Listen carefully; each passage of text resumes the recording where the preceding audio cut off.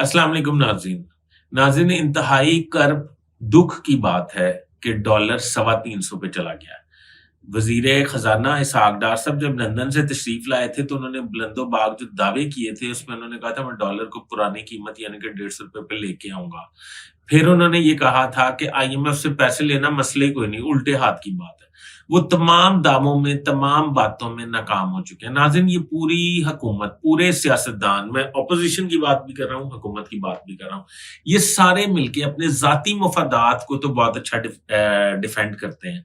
ये सारे मिलके अपने ज़ाती मफादात को इस कदर डिफेंड करते हैं कि ये पार्लियामेंट से भी कानून साजी करवा लेते हैं, ये सुप्रीम कोर्ट को भी पैरों तले रोन देते हैं, ये मतलब एस्टेब्लिशमेंट को भी दगा दे जाते हैं।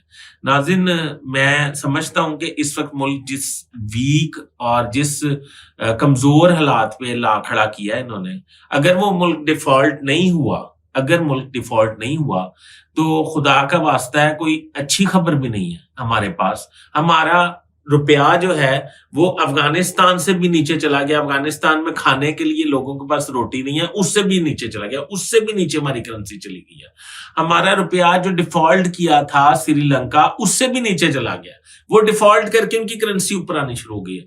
नाज़रीन, ये दो मुल्कों की मिसाल तो मैंने आपको दे दिया, वो अमेरिका बरतानिया की तो नहीं मैं दे रहा, पर मैं ये समझता हूं, मेरी अपील है आप लोगों से भी और इन तमाम सियासतदानों से कि अपने ज़ाती मफादात को फिलहाल कुछ अरसे के लिए, कुछ दिनों के लिए छोड़कर इकट्ठे बैठकर मुल्क के इस्तेकाम, सलामती के लिए कुछ करें। नहीं तो एस्टेब्लिशमेंट को चाहिए कि वो मुहिब वतन है, वो इन सियासतदानों के ज़ाती मफादात को पसे पर्दा डाल के मुल्क के इस्तेकाम के लिए कुछ करे। नाज़रीन, इस वक्त तक के लिए इतना ही। अपने कमेंट से मुझे जरूर आगाह कीजिएगा और एक मुहिम चलाएं जिसमें हुकूमत और अपोजिशन और तमाम सियासतदानों को शर्म दिलाई जाए।